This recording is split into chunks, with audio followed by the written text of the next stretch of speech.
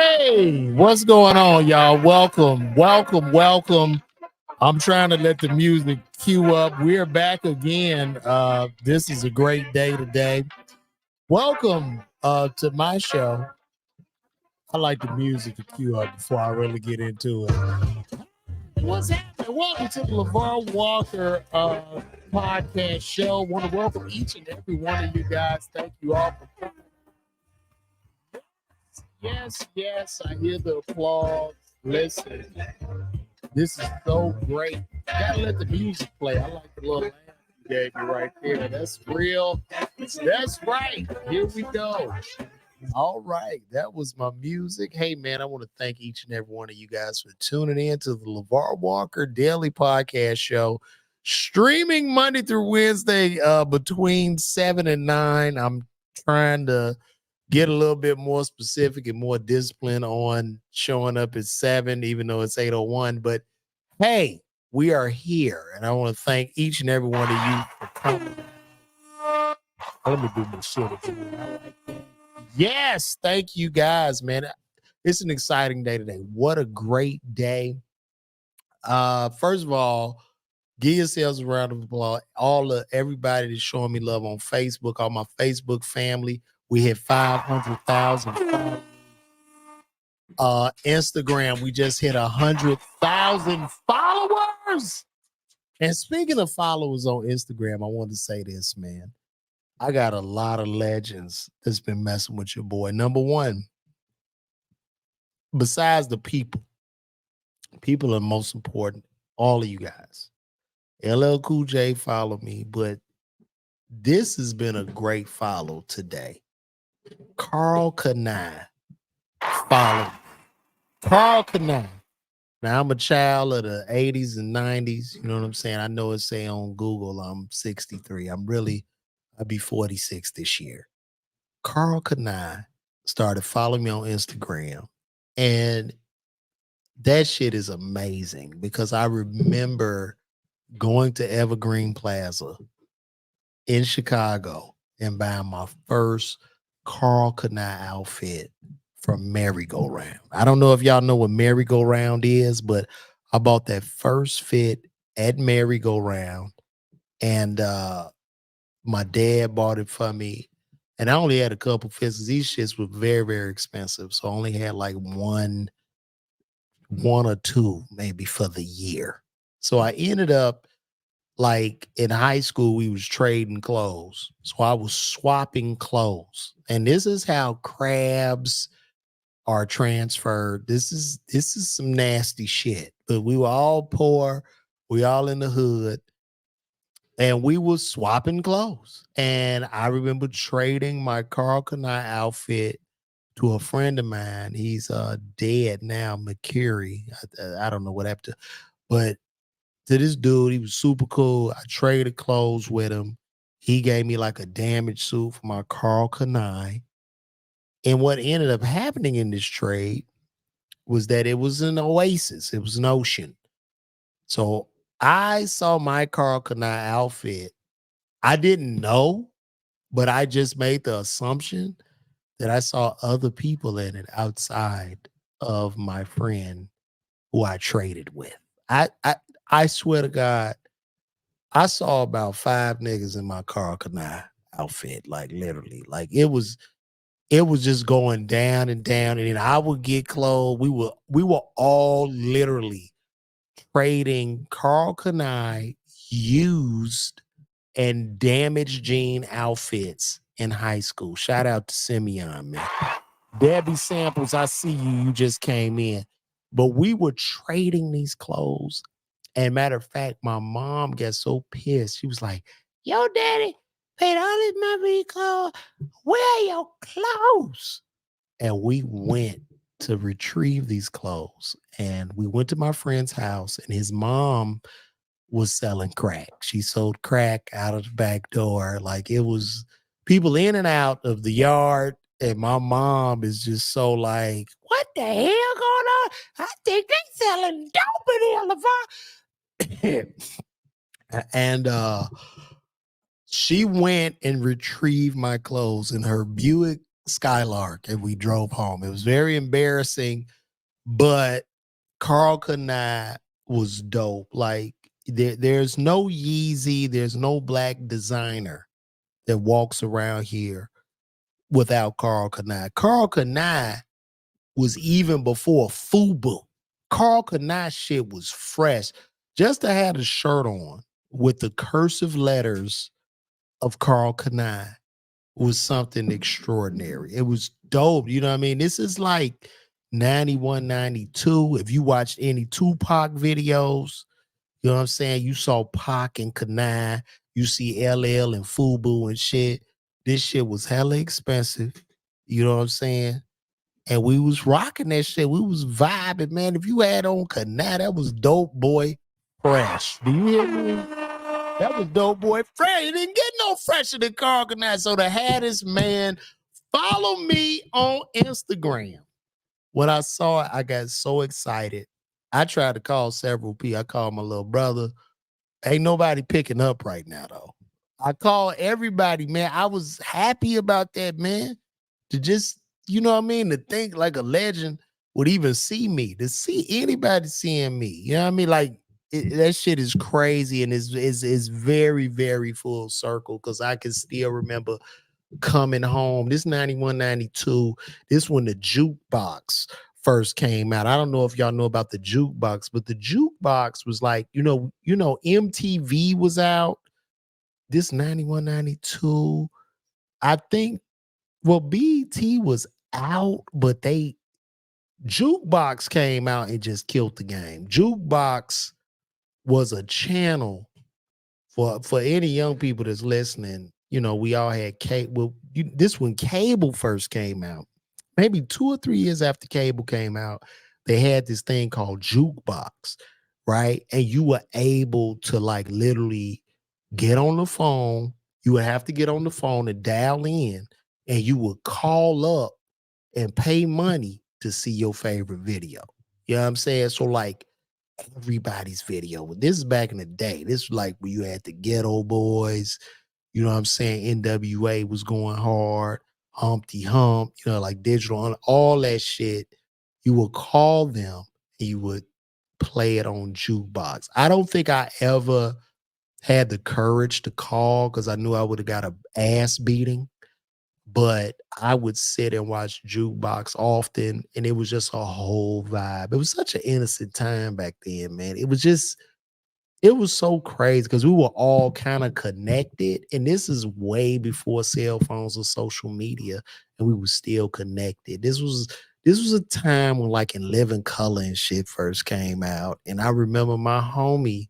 Shout out to my homie from St. Dorothy, man, Lazarick White. Zarek White, a member of Phi Beta Sigma, had called me. He said, "Yo, man, you seen this show on Fox called In Living Color?" And I told them, man, and they had all these crazy people, just so funny, man. Tommy Davidson, who I just taped the new season of BET's Comedy with. Shout out to him, and he was just phenomenal on that show. You got to meet Tommy Davidson, David Allen Greer. We talk. He follows me, man. So it's just full circle for me, man. And I just can't be any more happier. Like this was just amazing. And I was happy today because today I had to go pick my son up some medication. He had to go to the doctor. So I picked his medicine up and I went to CVS and I sat in in the in the damn drive-through for about 40 minutes, man. And I'm just shaking my head. I don't know.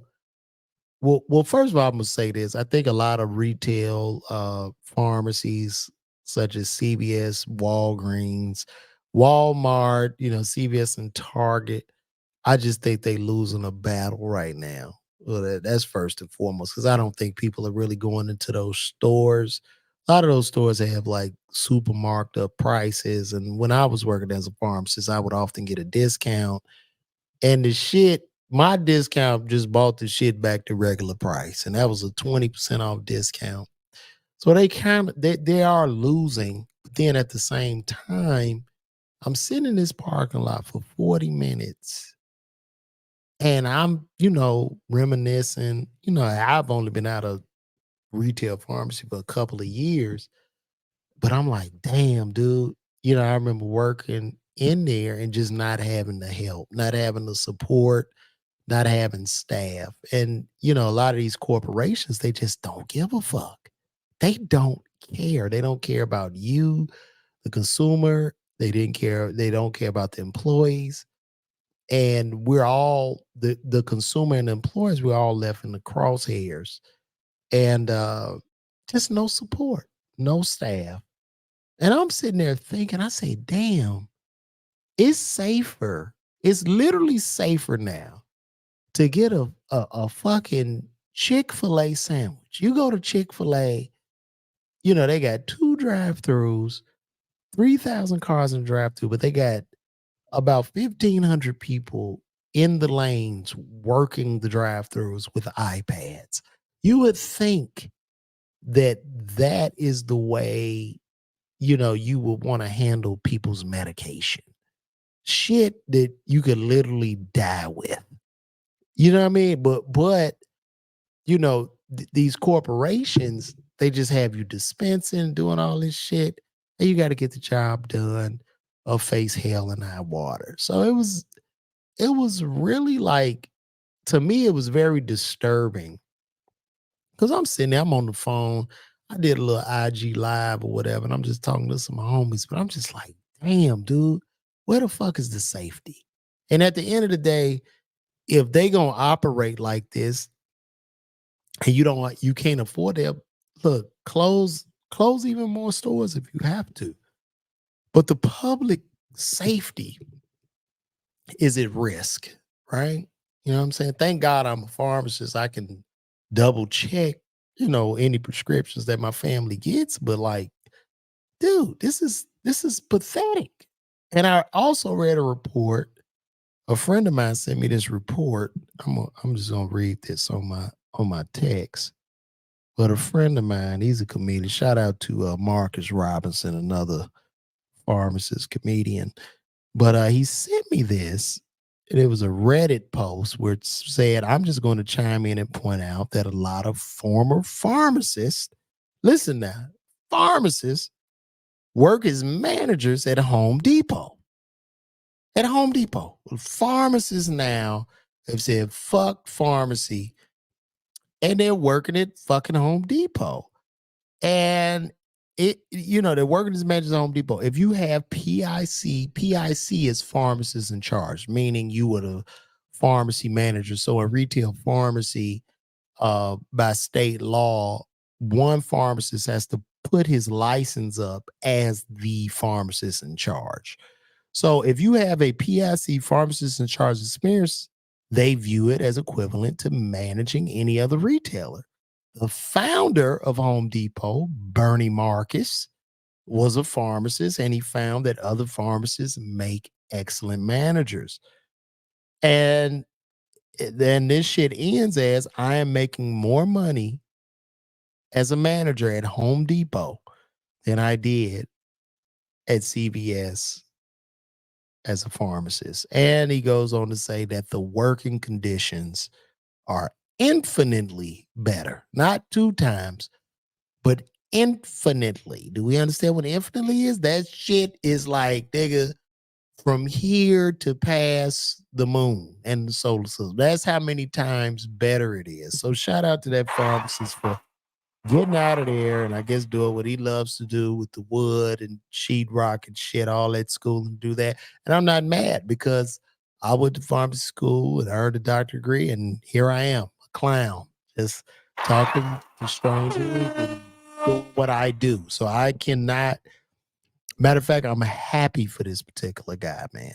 Um, but that's very interesting, man. Like, we really need to work on healthcare. I don't know if they need to get, you know, some more. I don't really like getting government too involved, but shit, man, y'all gonna need to put some safety precautions in, because there's no way a pharmacist can do, 600 prescriptions, 100 vaccines, and run a drive-through, answer the phone, fucking go on the computer, call patients, call doctors, get prior authorizations. It's fucking ridiculous. And to corporations can be cruel because corporations have no face. Corporations are Wall Street. Corporations are kind of us, like whoever invests in a 401k or buys blue chip stock and shit. We don't care. We just all want a return.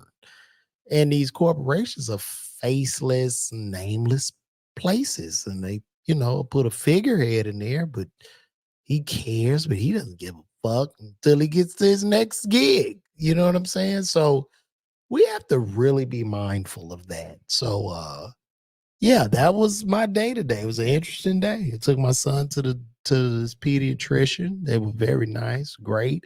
But what pissed me off, I'm gonna tell y'all something what pissed me the fuck off about going to this pediatrician. They still wearing masks. They still doing fucking mask mandates. That shit had me hot. So I get to this place and I look at the window. They say, there's a mask mandate.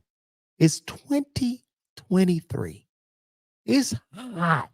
It's motherfucking 100 degrees outside. It's hot as fuck. And you want me to put a fucking mask on my face, bitch? COVID is over. Not only did they want me to put a mask, here's the kicker. They were charging $2 for their mask, which to me, it seems like that shit should be illegal or some shit.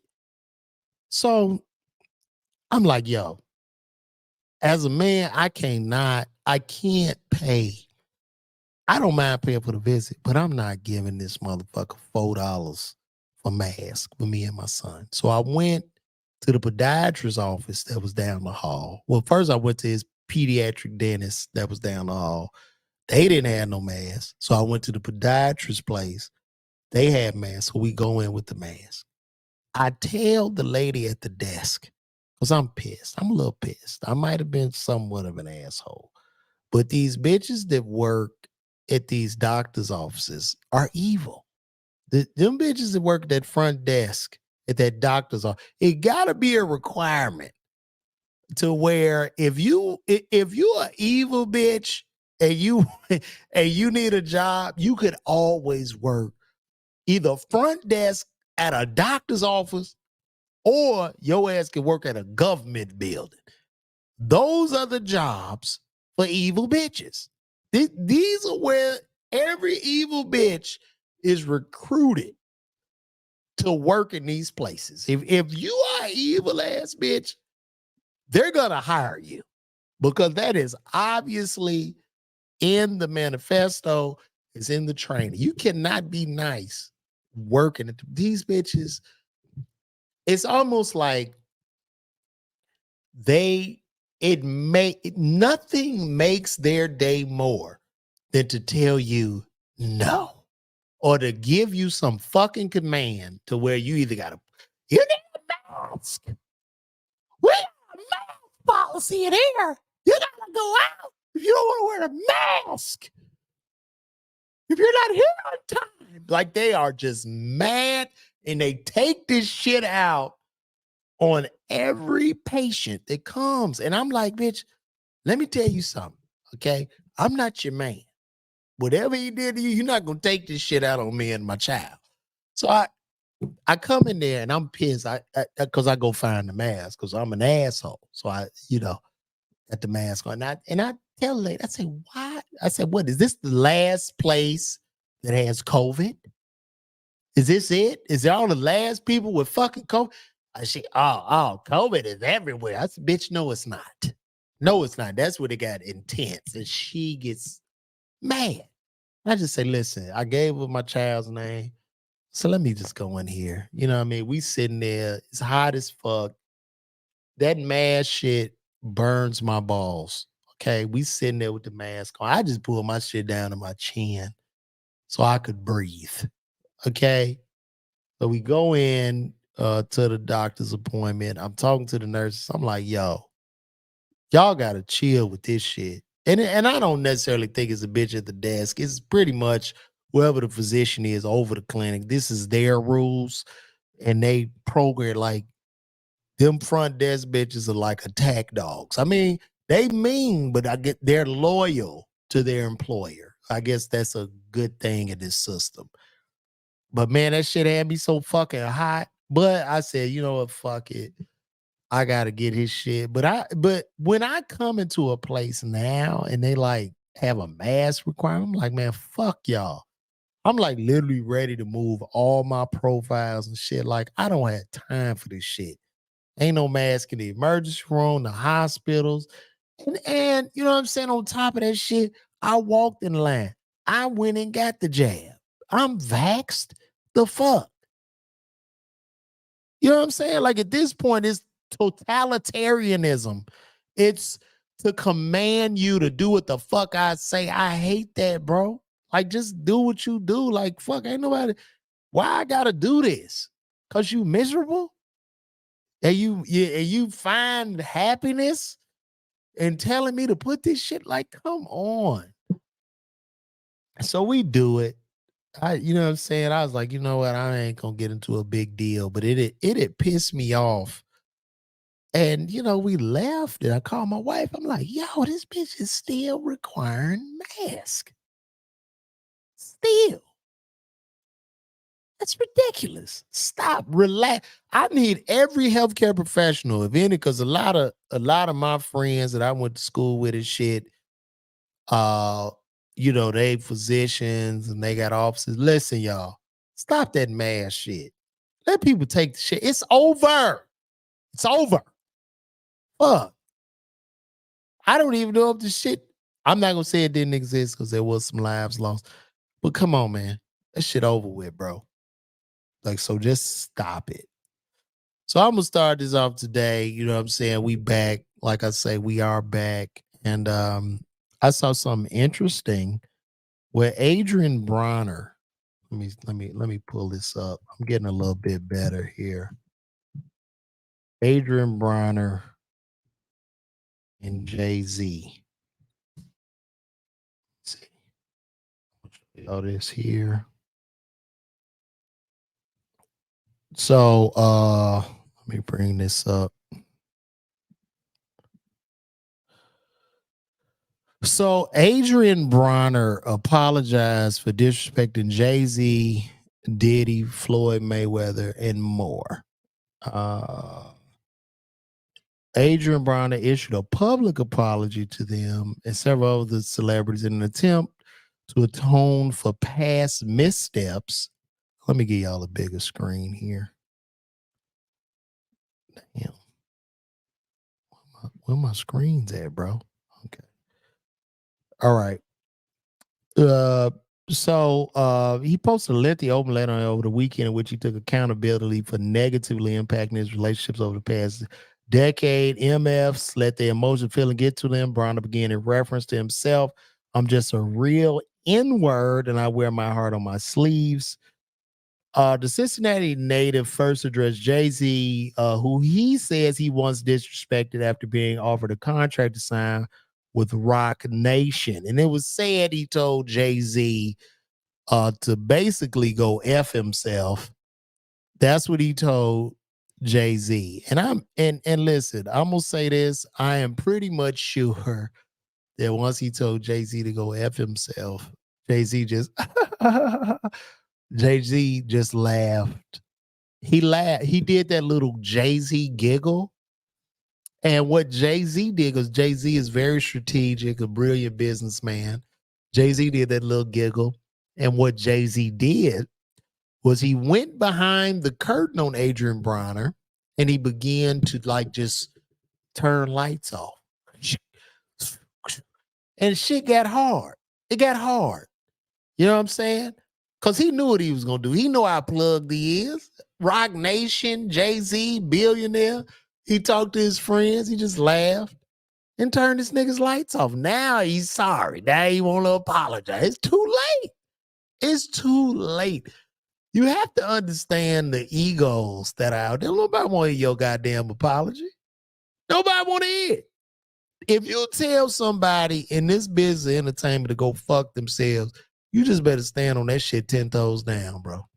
Because it's pathetic to apologize. You done already clipped your lights off, man. It ain't coming back. He ain't gonna turn it. He ain't gonna say, oh, man, I really appreciate that, yo. And like turn no, bro. It's done. It's done. And to any young brothers that are watching this, understand this game of life is chess. It's not checkers, nigga. It's chess. You have to be strategic. You can't wear your heart on your sleeve and let your emotions get the best of you. And that's hard.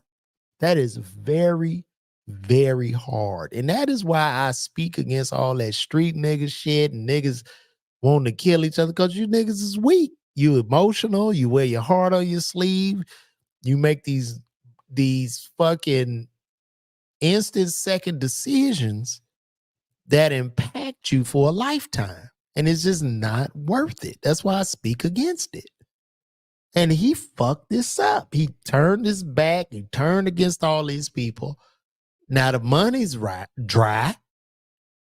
Don't nothing make a motherfucker more humble than when that goddamn money get dry. Now you done found the Lord. When the money get dry on the celebrity, you done found God. Now your ass doing you doing things for the homeless. You're such a great person without the money. You're so great. You're so nice. You a deacon? You doing toy drives for the children? I know. Why is that? Is it to get the money back? To get in good graces with the people? It's not gonna work. People see through that shit.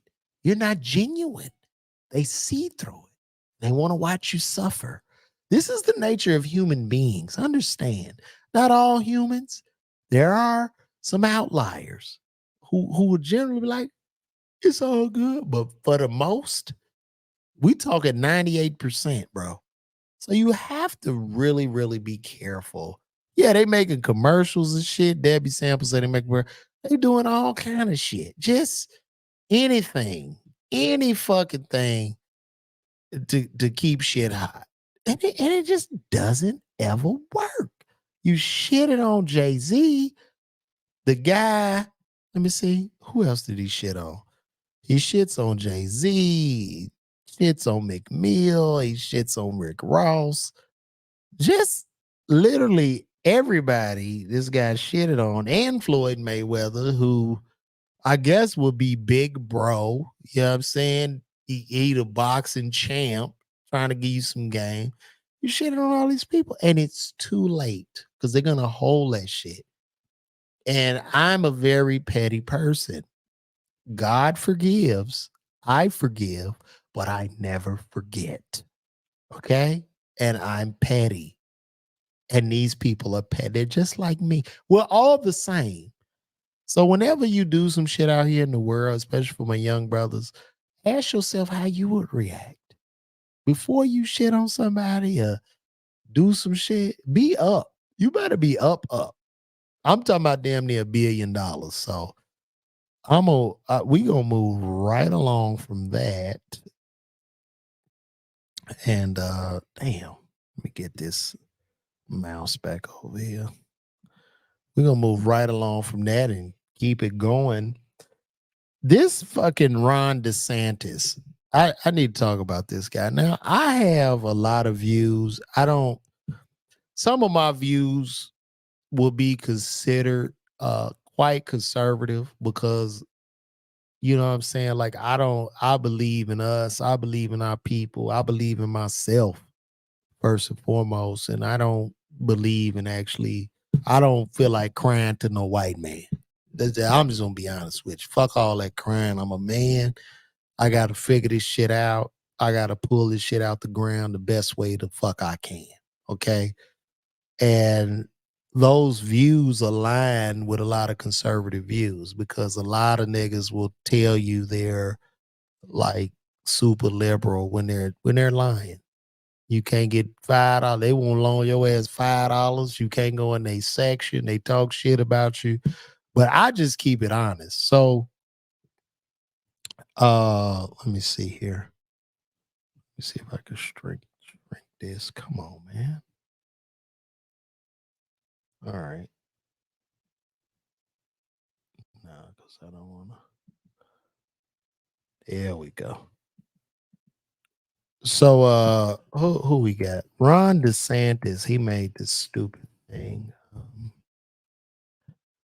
Ron DeSantis, who is the governor of Florida, he did some shit. Ron DeSantis and slavery. And I did a post about this earlier if you've been following my page. But this asshole, and here it is here.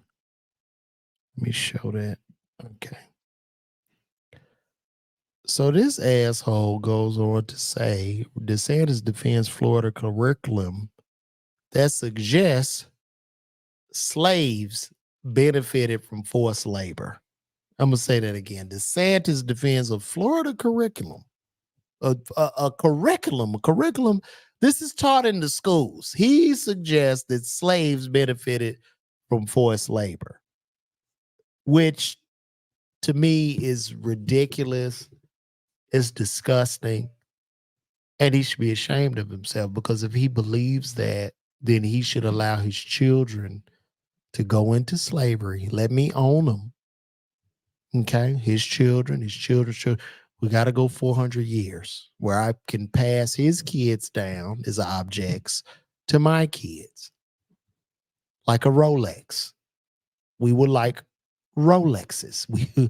We were, black people were heirlooms to these motherfuckers. Like they passed us down from generation to generation. So he needs to let me bring these children here. Let me be their master. And their children, I give them to my kids. My kid keep passing them down for 400 years. And then we see if this is true. You talking about an atrocity that was ridiculous, where they literally went to a place. Now, my thing on slavery was horrific. Slavery was a worldwide, number one, slavery was a worldwide institution, because before boats and shit, like in Europe, the Europeans had enslaved the Yugoslavians, right? So they were Slavs or whatever. And, slavery was a worldwide institution practiced literally all across the world. And for this fuck to say that it was good somehow for black people, you full of shit. You full of shit, Ron DeSantis. Literally. How in the fuck do you justify that? You can't. You can't. It was a thing that happened. You know what I'm saying? Like, I wish I could go back in time to repair that, but I can't. I just try to deal with what I have now. Like, I'm about black present and black future. You know what I'm saying? Us moving forward as a people. But he's a piece of shit. For him to even say that shit, how the fuck is it good to go to a native land, capture a bunch of people, bring them over here on boats as cargo, strip them of whatever heritage they might have had, change their names, change their religions, beat the living shit out of them, get them in line, have them do free work, and devalue them as less than humans. And I'm supposed to somehow believe this shit into any, and I have very, like, a lot of my beliefs are very conservative, but I know stupidity when I hear fucking stupidity. This is the dumbest shit that I've ever heard in my life. And I was sickened by this comment. You see what I'm saying? So you do all this shit, you got all these people, and you strip them of every fucking thing. And how was it? What benefit? What was the benefit? What? What? Just years and years of atrocity? Years and years of brokenness? Nothing was good. We trying to fix the shit now. And I call out a lot of shit that we do to each other because I know we strong enough consciously to like, yo, fuck this shit. We don't need to be killing each other, all this street nigga shit I hate. You know what I'm saying? But I understand it is a stain of slavery. It's a stain. However, I'm not gonna justify that shit. I'm not gonna say, oh yeah. Nah, motherfucker, you know right from wrong at the end of the day. So it's just sick. And I mean, how did him being sick change his head? I don't fucking know. I don't know, bro. It's just very, very sad. I appreciate that comment. But it's sad that he would do that. Like, fuck. How y'all gonna teach that slavery was good? And if you're teaching that somehow slavery was a benefit, and you're the fucking governor of a state, you don't think it's some redneck fuck or hey, he won't lie. I believe it's good too. I'm gonna capture me when I'm put him in the basement. I did it for them. So when they go bust in this fucking guy's house and find like 6 black people in the basement, 6 young people in the basement, I was listening to DeSantis. I was trying to get my better life. I saw him in the hood and I captured him.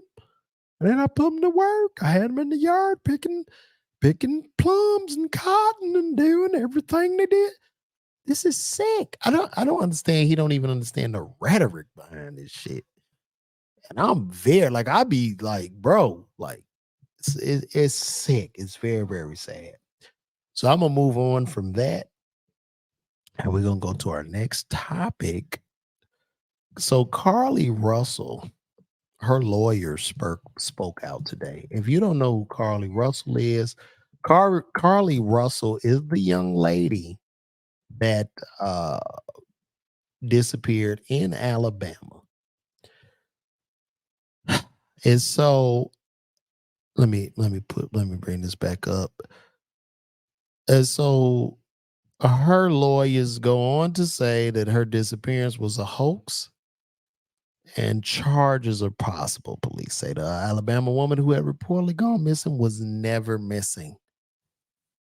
Carlee Russell, the Alabama woman, returned home on July 15th after she was reportedly missing for 2 days, was never missing. Hoover Police Department Chief Nicholas Durzis told reporters at a news conference Monday. Durzis read a statement he said was provided to police by Russell's attorney, Emory Anthony, acknowledging there was no kidnapping. My client has given me permission to make the following statement on her behalf.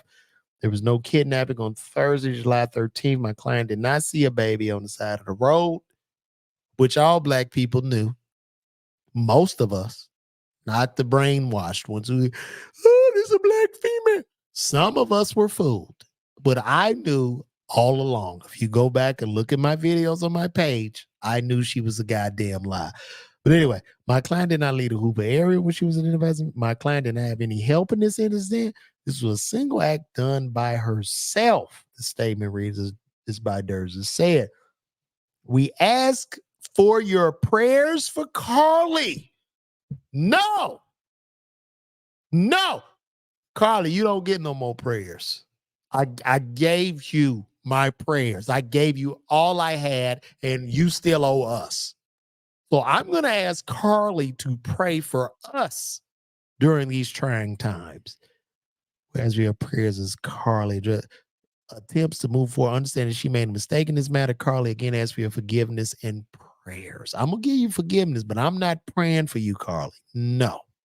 I'm going to save those prayers for people that are really kidnapped, the black women and children that are snatched daily, okay, that are probably in some basement because Ron DeSantis said that slavery was a good thing for black people. His full of shit ass.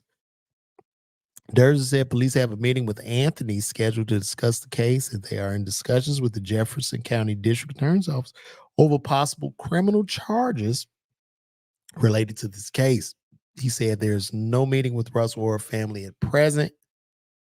Durst added that police will announce potential charges when if they are filed. The press conference on Monday came after police told the publicist last Wednesday that Russell searched for Amber Alerts and the movie Taken on her phone before her disappearance. This bitch watched Taken and looked at Amber Alerts. Wow. I tell you. Russell also made searches related to bus tickets in the hours before she went missing. There were other searches on Carlee's phone that appeared to shed some light on her mindset, Durst said, adding he would not share them out of privacy. This bitch watched a movie with Liam Neeson in 2008 centers around a young woman who was abducted and the quest to save her from kidnappers. Jesus Christ. Russell told police she was taken by a male and female when she stopped to check on a toddler she saw on the highway. He stated when she got out of her bed to check on a child, a man came out of the trees and mumbled that he was checking on the baby. So you saw the baby and the motherfucker appeared out of the tree. I'm checking on the baby. She claimed that the man picked her up and she screamed. Then he lifted you up over his shoulder. This was a big man, probably Shaq. Shaq jumped out of the trees and she was chasing the actual baby, the rapper. This is great. As if investigators saw a man abduct Russell's favorite video, Durst said they did not. Oh my goodness. Yeah, I believe, because this is a lot to read. I believe, I don't necessarily think she should really go to jail. I just think they should hit her with a fine, just make her pay back those man hours that were used and diverted because they had so many other people that were lost. And this bitch went and did this shit, and they had these people that was lost, that they could have been finding people. Somebody's door was getting kicked in when these resources were used for Carlee. Somebody was getting raped, stabbed, shot, robbed. Everything was happening as these resources were being diverted. So I would say, Carlee, you're young, you're a sister. I forgive you, but I don't forget, and you can't get another prayer out of me. So moving right along. Also, Kodak Black and Boosie got into it because Kodak Black did a song, this rapper to Tekashi 6ix9ine. And if you know Tekashi 6ix9ine, he went and told on a bunch of people and got them all jailed. I guess this was some type of street shit. And so Kodak Black, being the street guy, he's a big time street guy, whatever the fuck. He goes and does a collab with Kodak. So he does this collab with Kodak Black, and everybody seems to be upset. Specifically Boosie. Boosie was very, very pissed of Kodak. I guess Boosie was saying he wasn't real. Let's read what Boosie said. Let me see if I got this here. Boosie was mad. Boosie was mad at Kodak Black for doing this. Kodak. I'm gonna read what Boosie said, and then I'll give you. I'm gonna read what he said, and I'll give you my opinion on it. Let me pull this back up for you guys that are watching. Let me pull that to my stream. And so Boosie's son came in, Tootie Raw. Tootie Raw is Boosie's son. If you know, he got into it with Charleston White, another grown ass man he didn't have any business talking to. Blasted Kodak Black for disregarding his feature request and working with 6ix9ine instead. Tootie followed his father's footsteps by calling out Kodak for working with 6ix9ine.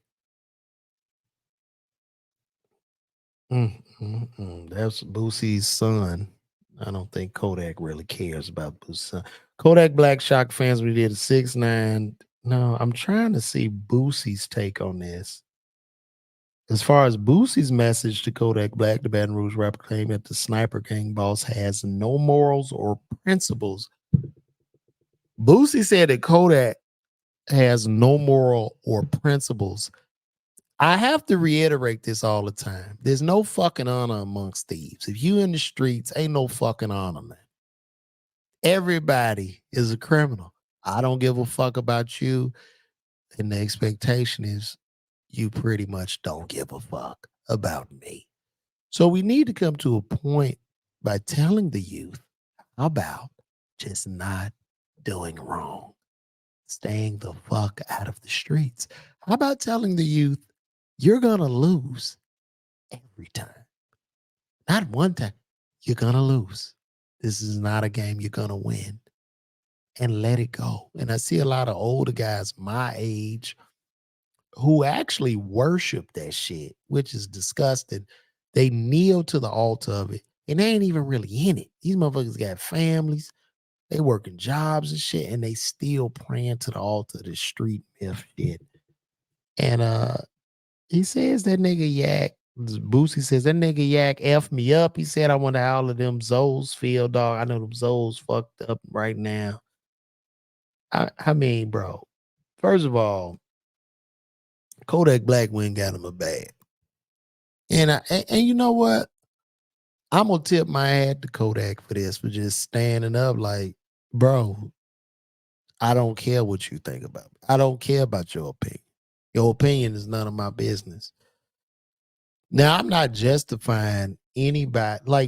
I'm not a street guy, but at the end of the day, you know, I get it. I understand why people are upset because of 6ix9ine, but at the end of the day, everybody needs to be responsible for their own lives. Always point the finger at self because it's empowering. Don't try to point the finger at nobody else for your downfall but you. That's empowering because you're gonna learn from it. So any L you take is not a loss. It's a lesson.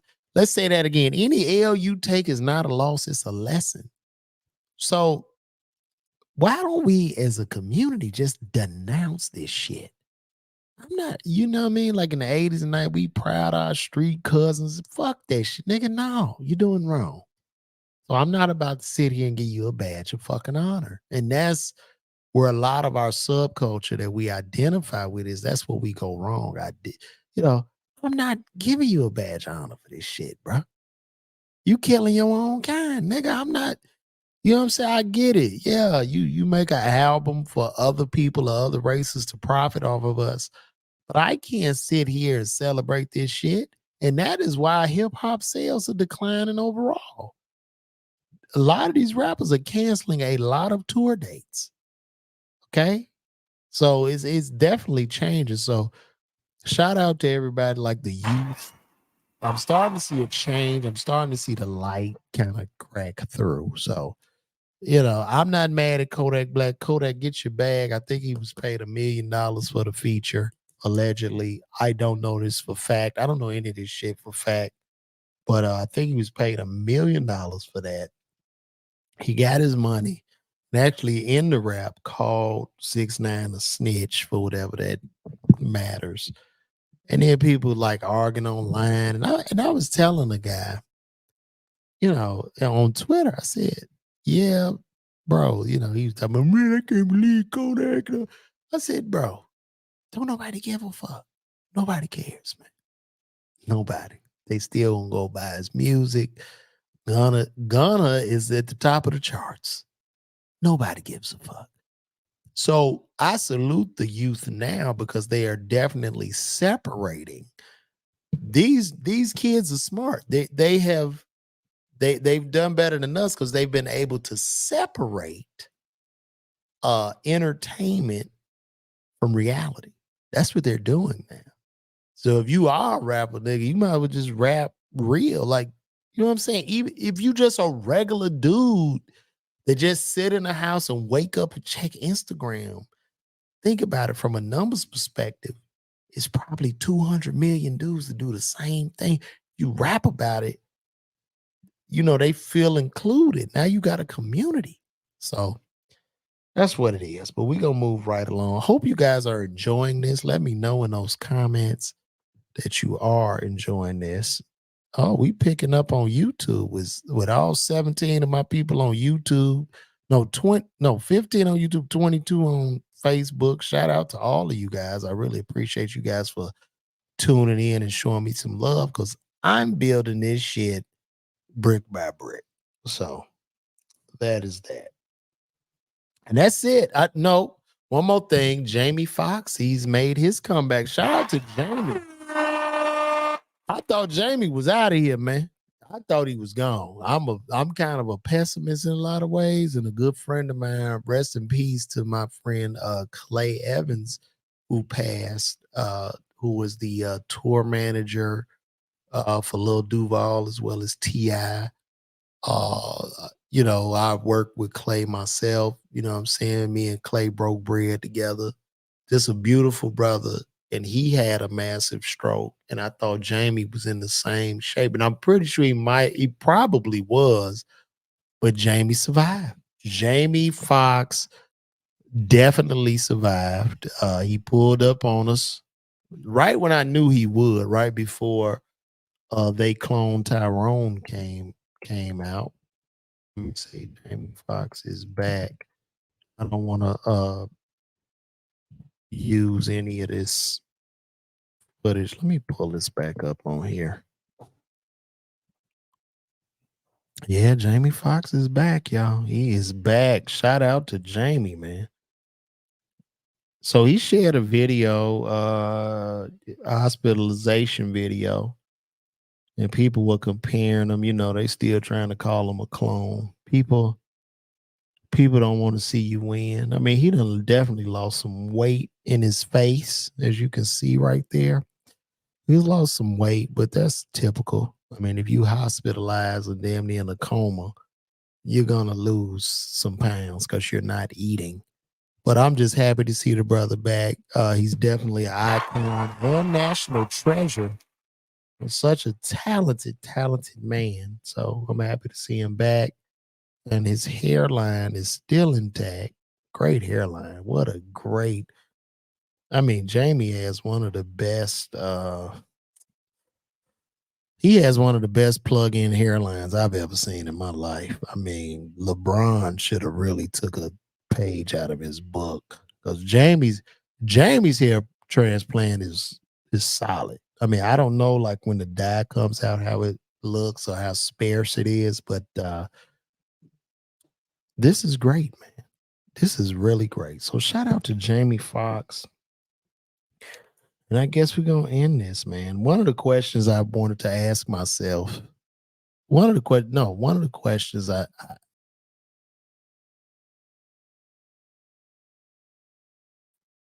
this not even a question. This is just for me. I get deemed as an asshole by a lot of people in comedy, not my fans or people I rock with, but just in comedy. And I get that title mainly because I'm honest. You know what I'm saying? It's I'm a Virgo. My Virgo sensibilities and my honesty and my independence mix up into asshole territory. And a lot of people don't like me. But I've learned to accept that. I'm okay. And it's your opinion. I love for people to have their own opinion. However you feel about me, if you love me, if you feel indifferent, that's okay because that's your opinion. I respect that. As long as you're not harming me or trying to attack me or my family. But everything I do, I primarily do it from the heart. You know what I'm saying? I've been in a lot of rooms. I've had a lot of situations where I could have been like, yeah, let's go. But I turned down because, you know what I'm saying? At the end of the day, I got to look myself in the mirror. And integrity is worth way more than money because I'm gonna die. Like life is fucking short. Like we don't have a lot of time. Like time is our most expensive asset. And for me to succumb to some bullshit for some money, I just can't. I don't like fuck that. So if you look at me as an asshole, that is okay. That's all right. I love you though. I'm gonna tell you I love you. So what we're gonna do right now, if y'all don't know, listen, I'm going to be at the Baltimore Comedy Factory August 18th to the 20th. Y'all get those tickets, LaVarWalker.com/tour date. See me live there. And come on out. And now, have of y'all felt, would any of you guys like to call in to the show? Let me know before I put this phone number. Would any of you guys like to call in? Give me your feelings about the show. Talk about anything we talked about today. Let me know. Would you guys want to call in right now? Anybody? Does anybody want to call in? Because I'm not putting his number up here and we get no calls. Because I end up putting this shit up here and then I get 50 or 60 calls, from random people when the show is over. Okay. So nobody wants to call in. Cool. Okay. So we're going to go over a couple of comments here. Yo, shout out to David Allen. We got a call, guys. We got a call. Hold on. Wait a minute. Wait, hold on. Let me put this on the thing, man. Hold on 1 second. I gotta hook it up to my let me hook it up to my Roadcaster here. All right. Hello? Hello? Yeah, what's good, bro? What's happening? Who this what's is? Good with Who this is? This Gerald from Columbus, Ohio. Gerald from Columbus, Ohio. Y'all give him a round of applause. Shout out to Gerald, brother, man. Thank you for calling in. Everybody gets nervous when they call in here. I don't know why. What I'm saying? I just like to show love to the people. But what's going on with you, brother Gerald? What's popping? Man, let me tell you something. I love your show, dog. I love your show. Thank Don't you, change brother. nothing about Man, I ain't changing Don't nothing, change man. Listen, Gerald. I'm standing on my own too, like a man, bro. And you know what I'm saying? I'm building this shit brick by brick. You know what I mean? And I appreciate your support, brother. That's real shit. You know what I'm saying? Not a problem. Not a problem. That's how kingdoms are built, brick to brick. I've got a lot of offers to do shit with people and all this that I've turned down. I said no. I looked at a couple of them. I said, how did you get to where you are? Didn't you dig in the soil? Did you not pull it out of the mud? And they look, yeah. I said, well, nigga, I'm about to do the same fucking thing. And if it means me doing it inside of my dining room, I'm at the dining room table, brother. Okay. I said, fuck it. I got me a little mic. I got my headphones, and we gonna build this shit. And look, in a couple years, you be like, Gerald, that's you. I'll be like, yeah, man, we here, baby. You know what I'm saying? When this shit is through the roof, people gonna be like, he ain't started that shit on no goddamn dining room table. He lying. And then they'll be like, nigga, that nigga an Illuminati. I know he Illuminati. You know what I'm saying? Like, that is the story. And Gerald, they go, look at you and go, man, you wasn't the first callers in that show. You always lying, Gerald. Get the fuck out of here. Like, that's what's gonna happen, bro. So I really appreciate you calling in, Gerald. So you listen to the show. Do you have any knowledge you would like to share on any of the topics that we went over today? Unknown caller. Guys, hello. Wait, I see people calling. Gerald? Shit.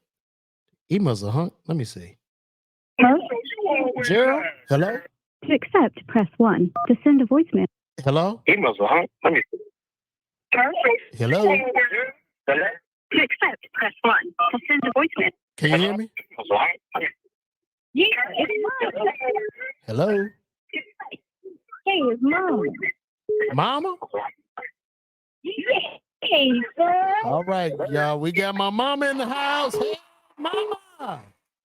My mama called in. What's up, mama? What's going on? Mama, we ain't going to be on here all day now because I got other people calling.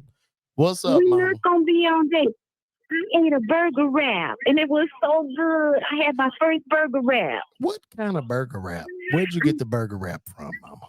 It's burger inside of lettuce. No bread. You didn't get no bread, mama? It was no a lettuce bread. wrap with just meat? Well, No. It was a burger and lettuce. And It was a was burger delicious. and lettuce. Shout out to my mom for getting a burger and lettuce. So, Mama, what made you get a burger wrapped in lettuce and no bread? Are you dieting or what's going on? Well, no, my stomach was hurting a little bit. My stomach was hurting a little bit. Well, how do you feel now, Mama? I'm going to look. It's much better. Okay, cool, Mama. That's good. Where'd you get the burger wrap from? Let me get him a shout out. I got it. I made it in the kitchen. Oh, my mama made a burger. Hey, get my mama's burger wraps. My mama wrapping burgers and lettuce. Well, I'm glad you. And I don't know if in restaurants. We didn't know. I don't know if in restaurants work them lettuce. Well, Mama, we didn't know about them burger wraps when I was little, so I'm glad. We would have looked that crazy when we was little. Like, Mama, why you got the burger and the lettuce? We want some McDonald's. Wait a minute, Mama, why you got burger and lettuce? We'd have been crying. No. Mama, we want McDonald's. We don't want a burger and lettuce. You like White Castle. You like White Castle. Yes, we did. And nothing like the little small burgers. Shout out to White Castles. Everybody in Chicago go to White Castles to get them choke burgers. I know you got to take a dookie after that. A lot of constipation with the White Castle burger. I'll tell you what, I'm going to keep on making my wrap burgers because I washes my lettuce. I hear that, Mama. Well, that's good. Well, Mama, let me go on because I got some more people want to call in. I love you. What was that? Love you too. Mama, is that your music playing? Take that music off. Okay. Mama, was that your music? Hello? All right, Mom. What the hell was that? Taylor Swift. Because oh my goodness, man! I hope I don't get dinged for that, man. I don't know what that was. A song played, but listen, my mama's gone. If y'all want to call and if anybody else would like to call in before we wrap this up, if not, that's cool. I'm just gonna go through the. I'm gonna go through. Yo, sorry about that, Greg. I don't know what happened, bro, but sorry about that. But we gonna go. Okay, Darlene said, wow, I haven't heard Carcanine in a minute, and merry-go-round. She's a Chi-Town honey. Damn, bro. Sorry to hear that. Oh, we got unknown caller. Lord, wait a minute. Hold on. Yellow. Accept, press 1 to send a voicemail. Hello? Yo, dog, I got disconnected. I'm back. Gerald, you back. Could you hold on 1 second? I got to run to the restroom. Hold on. Man, do what you got to do. Hold on. Lord have mercy. Let me go to the restroom.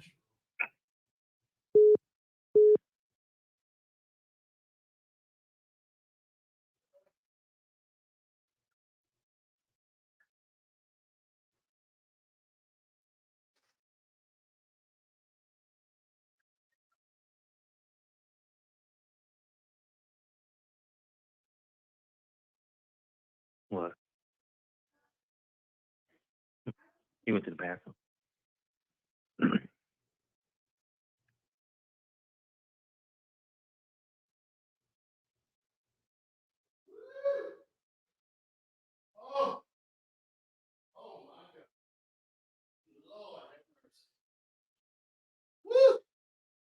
Gerald, I'm back, bro. Yo, man, I had to use the restroom, bro. I'm getting old, man. Hello, Gerald. Yeah, I'm here with you, bro. Man, my bad, bro. I had to go to the restroom, bro. What's going on, bro? Hey, Don, let me ask you a question in your opinion about this Jason Aldean stuff with this song. What you think about that? I don't have an issue with the song, bro. I can't. That would be a contradiction. The general public, like, first of all, number one, I'm gonna say this. I don't view black people as robbers and killers and people that are disrespecting the police. That's number one. Number two, I don't have an issue with the song, because if I have an issue with the song, I would have to have an issue with rap music and niggas telling me they gonna kill me and fuck my bitch for 30 years. You see what I'm saying? So like, you know, I agree. I'm I'm watching Whoopi Goldberg cry out, but I'm like, yo, what the fuck?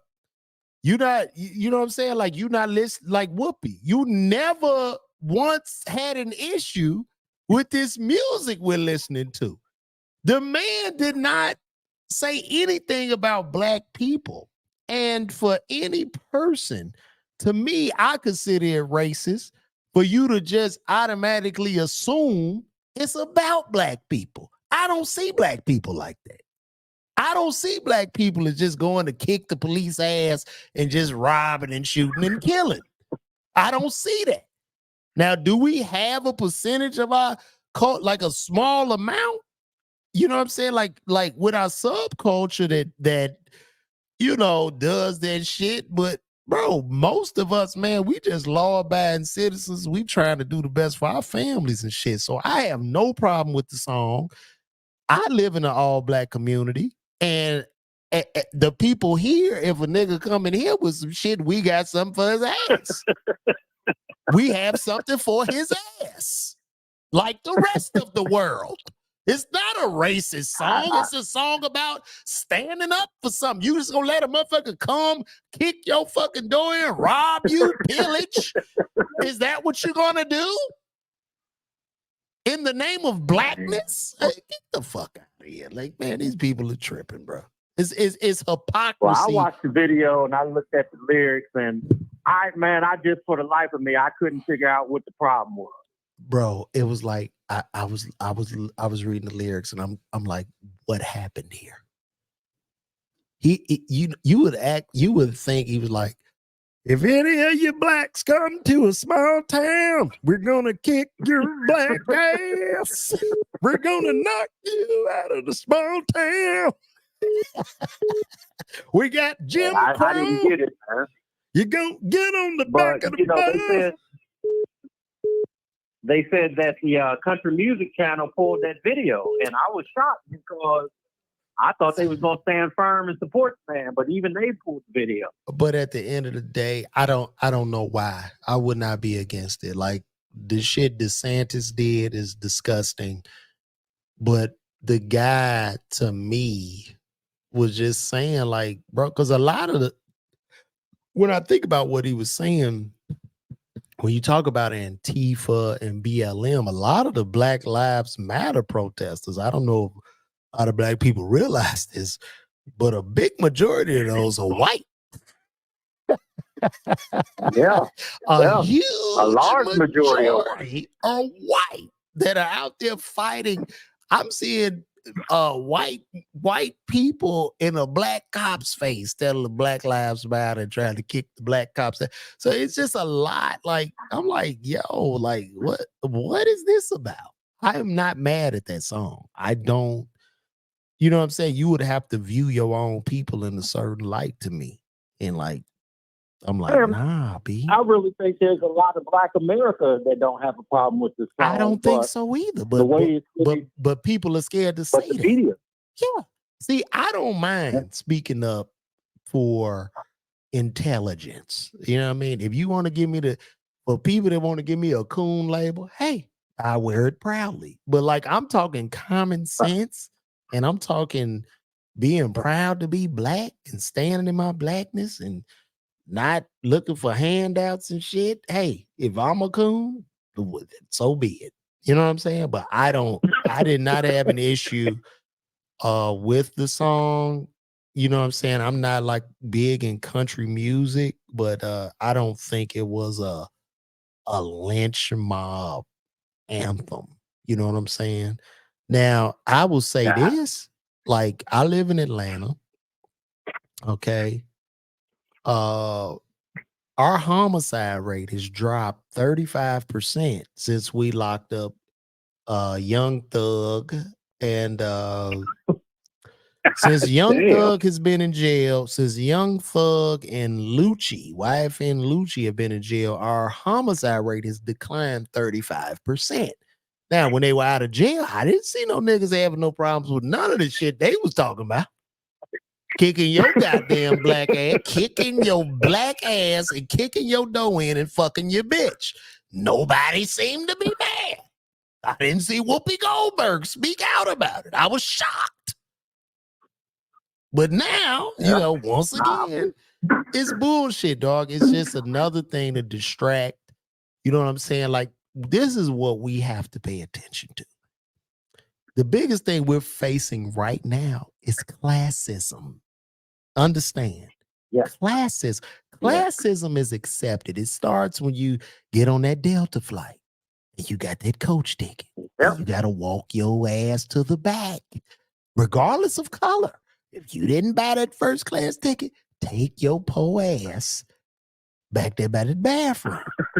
And you gonna sit in that shit. You gonna sit your po ass down there. You ain't about to say nothing. So the wealth gap is widening. Damn. And we're being distracted. We're all being distracted, bro. The US, America, is turning into the NBA. Look at the NBA. That's what America's starting to look like.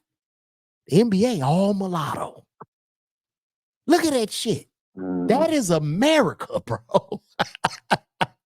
We got all this race mixing and shit. Like, come on, man. We can't, like, you know, a lot of elitist niggas, they want to hold on to, you know, they want to hold on to it. But, bro, the times are changing rapidly.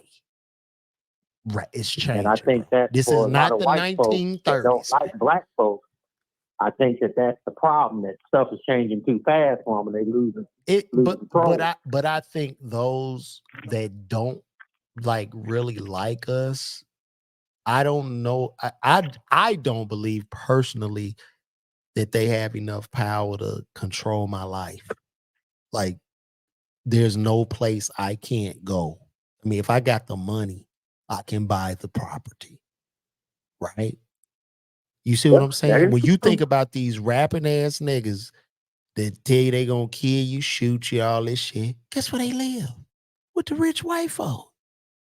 Why they fucking you up? They live with the rich white people. They not live with your black ass. But it's a delusion that we gotta wake up, man. Read between the lines, bro. Like, I'm not, you know what I'm saying? Like, it's whatever, man. You know what I'm saying? Like, and I'm not gonna sit here and like things that have happened to us in the past, you know, slavery, Jim Crow, bruh, that shit was horrific. It was an atrocity. And I wish I could get in a DeLorean and meet Doc and go back in time and change it. But my stance is execution and action. I'm about Black future. Like, where are we at right now? What do we do moving forward? I'm not about to sit up here and get in a whole hotel discussion of the pyramids. That does nothing. Right. That shit does nothing for us. Okay. I want to go ahead. I want us to progress. I want us to denounce street culture. I want us to love one another. That's what I'm on. And you know, a lot of people like, well, the white people, they be killing each other. I don't give a fuck. I'm not worried about them. I'm worried about us. You see what I'm saying? So like, I get the whole coon shit and all that. I'm like, bro, listen, we are great people, man. So that's what it is, brother. So I appreciate you answering my call, Gerald. Number love, bro. Let me get this other one, brother. Take care, man. Shout out to Gerald. All right, bro. Call from. Hello. Hello.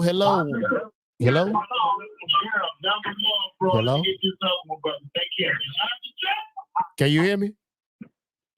Hello. Yo. What's happening? Welcome to the LaVar Walker Show. How you doing, brother? What's your name? I'm great, man. My name's G, man. Y'all give it up to G for calling in, man. You one of the first callers on LaVar. Where you from, G? From Indianapolis. We cousins, man. I'm from South Side of Chicago, so you know you right down the street, man. Yeah, I figured you was in the backyard somewhere. Man, you already know what's going on with you, G. What's happening, bro? Man, I'm cooling, man, hard, man. I really just wanted to pick your brain on something real quick. Okay, cool. What's happening? If you don't mind. All right, you got. I know you got children. I heard you say. I got one child. Yes, I have one son. Yeah. Okay. All right. Well, let's just. You got cousins and sisters and things of that nature. I'm quite sure. One right, brother. so, yeah, cousin. I got all that. You got some little sisters. I mean, cousins, little girl cousins, or whatever. Hell, your mama. Right. Anybody. Yeah. We're just thinking of a woman right now. Okay. So now, would it be okay for your mama or whoever, any woman you love, to go downtown in Chicago and walk around in a bathing suit? Oh, hell no. Why would they want to do Any that? kind of bathing suit. In downtown Chicago? Okay, so no. why wouldn't they? I mean, well, downtown Indianapolis, downtown Atlanta. Walk just. Is it okay I for mean, your mama to do that? are they at the pool? Are they at the beach? What are we talking about here? Are they just walking They around? downtown. They just downtown. They're in public. In the city? Nah, bro. Nah. Why? Why is it not okay? What will be the reason? I just want to ask you, why? Okay, well, so why would it be? Would it be okay for me to like just be walking downtown in my drawers and no shirt? No, I don't think it's okay. But I'm asking, why do you think it's not okay? I just think it's okay. I would just feel like that would be somewhat inappropriate. Like, what are you selling? Right. You feel me? Like, are you selling pussy? Exactly. Or what are we doing here? What are we doing? We selling pussy? Like, exactly. Right. It would just be inappropriate, and it would go back to that Dave Chappelle joke of, just because I'm, women say, well, just because I'm dressed like this, that doesn't give you the right to accuse me of being something. And that Dave Chappelle joke is like, yo, he was in a police officer costume, and some woman came up, hey, I need help. And he was like, whoa. It's because you see me in a police officer costume that mean I'm a cop. Right. You know what I mean? Right. Exactly. So it's just the same thing. Okay. But if a woman is at a beach or a pool party, I get it. You know what I'm saying? But like just to be on some that's what I wanted shit. to bring up. That's what I'm coming to next. Like, so why would it be okay for? Because this is now this is my take on it. Like, I don't want anybody looking at my woman, my wife, when she is like exposing herself. Like, that is not for grown Black women to do, because now another man can lust after my woman, and that's not okay. Because now, just imagine if you have a beautiful wife, you got to think, man, we are the most messed up people, Black people. We the most messed up people. Mm-hmm. So imagine you have a beautiful wife, and now somebody wanted to give you an opportunity.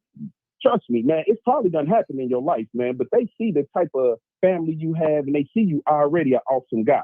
Mm-hmm. So now they like, fuck, I give this nigga this opportunity, man. He already got a fine woman back him up. You know what I mean? They give you an opportunity because they see you got that woman that look good and all this other stuff. Now they don't want to give you the opportunity, but it goes further than that. We're supposed to protect our women. Right. But we can't protect them if we let them go to a beach party. I don't care if it's a beach party full of adults.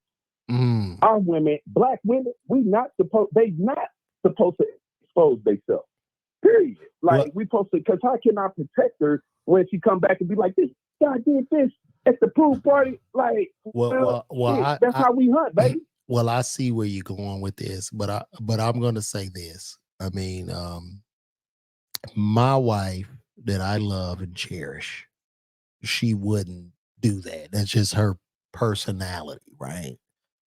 But sometimes we have to understand, like, men, the thing about hoes is this, man. A hoe is going to be a hoe. And it's very hard to take a hoe out of her natural habitat. You see what I'm saying? So you can't. It's very difficult You know, it's almost like you get a lion and you bring the lion home and you expect this lion to act like a cocker spaniel. And when that lion begins to tear your ass up and destroy the house, you get stressed. You have to know what you're dealing with. And that comes with experience and just kind of knowing a woman. So I'm not gonna sit here and tell any woman, you know, what she should and should not do. All I could say is I would hope, you know, if I was dating or in the dating pool, I feel I would attract a woman with discernment. And, you know, she's just not a whore. Like, you know what I mean? Like, it's not, I'm not even saying you necessarily a whore if you want to be provocative, but it's like, God damn, like, what are we doing here? You see what I'm saying? So Yeah. it's not Right. for me to like, you have to be you at the end of the day. I'm not gonna, you know, hold you back. You right. I'm just 100%. I like that. I'm just gonna Because if watch she's you. not her, she's only gonna Right. be acting. Exactly. So I'm not gonna, you know, bitch, you better bring your, put that thing, put your clothes. Like, no, I would just leave. That's what I would do. I'm not gonna talk to you no more. I'm gonna disappear. I'm gonna throw down some ninja balls and I'm gonna go up and smoke. Like it's like I was never there. And that comes from me, you know, as a young man going through, you know, I dated women, heartbreak, you know what I mean? And you just develop that third eye. And that's just for your third eye to kind of sniff out. You know what I mean? So Yeah. that's how I feel about it. 100%. I'm not gonna, you know, we in a different day, you know, women do want to express themselves, you know, this, that, whatever. But, you know, you got some that don't have dads and misguided. But, you know, like I say, to each his own. Do I feel it? They have. Yeah. So, you know, to each his own. But I wouldn't necessarily stick around. That's just me personally. But I'm a married man, so I don't, you know, it's whatever, man. I know it's rough out here, though. You know what I'm saying? Hey, yeah, Bro, they talk about it 5 to 1, 7 to 1. Where I talked to my friends. They like, man. I talked to one of my homies, man. His ass was oh man. Shout out to wait, hold on. Shout out to No Guarantees, man. Thank you for supporting the podcast. No guarantee. Hold on. No Guarantee just put up $10. This is the first $10.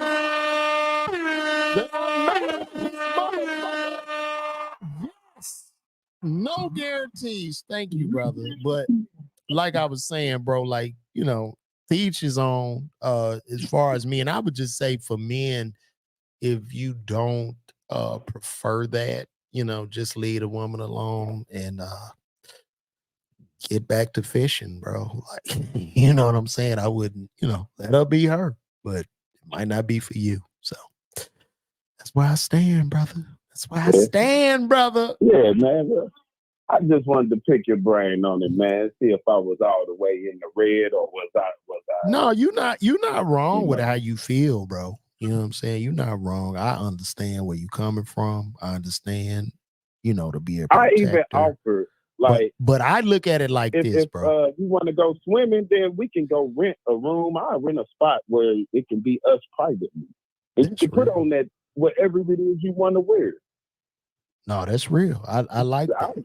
I like that. But two, I want to tell all men that are listening, you know what I'm saying? Like, and I think who said this?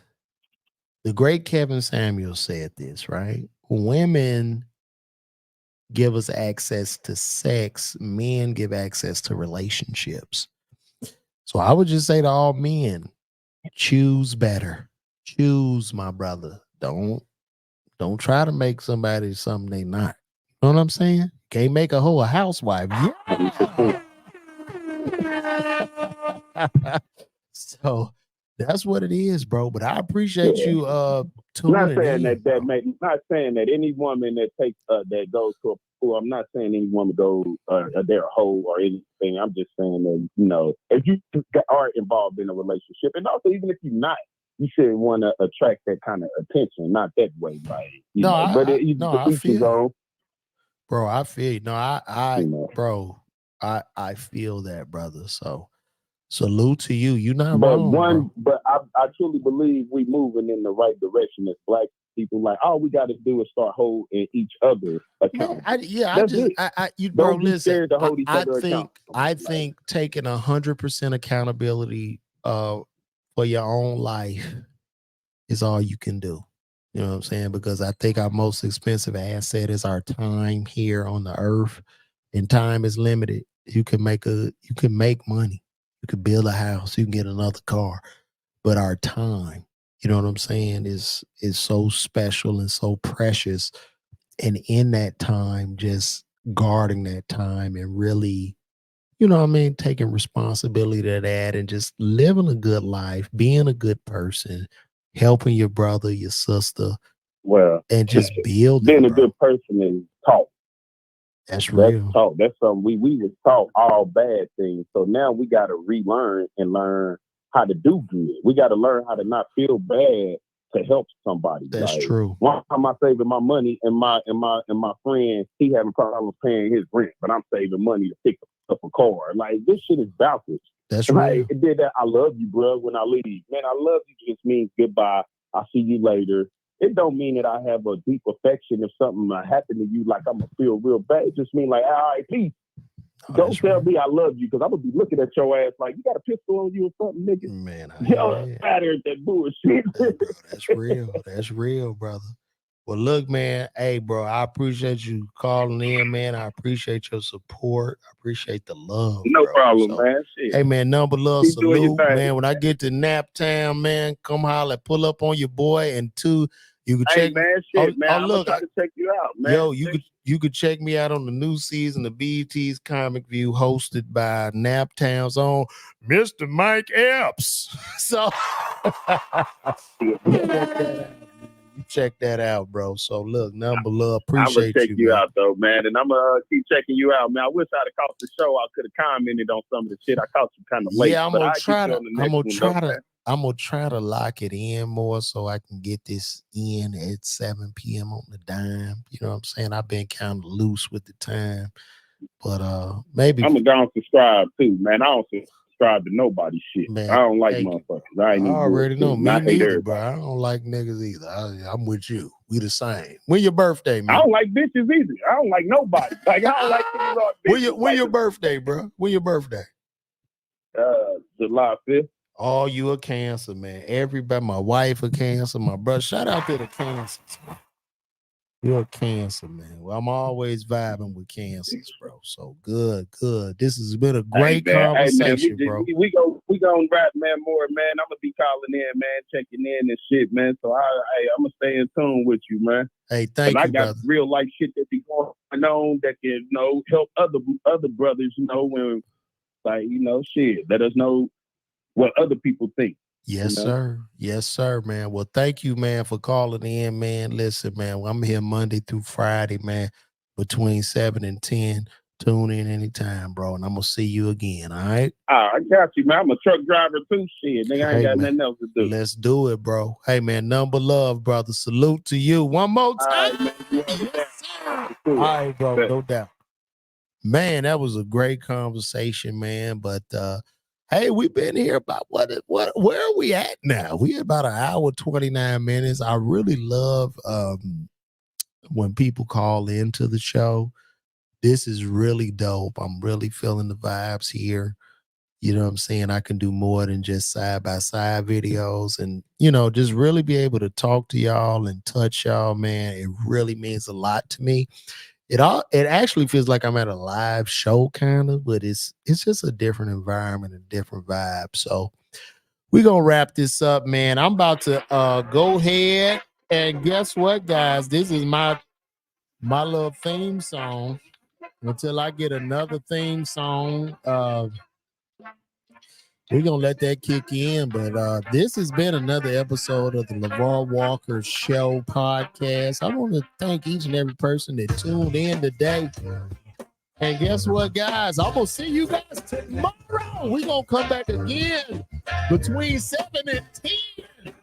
Y'all holler at your boy, man. LaVar Walker, man. Go subscribe. LaVar Walker, Instagram, LaVar Walker, YouTube, everything, man. Nothing but love. And I'll see you guys soon. Y'all take care.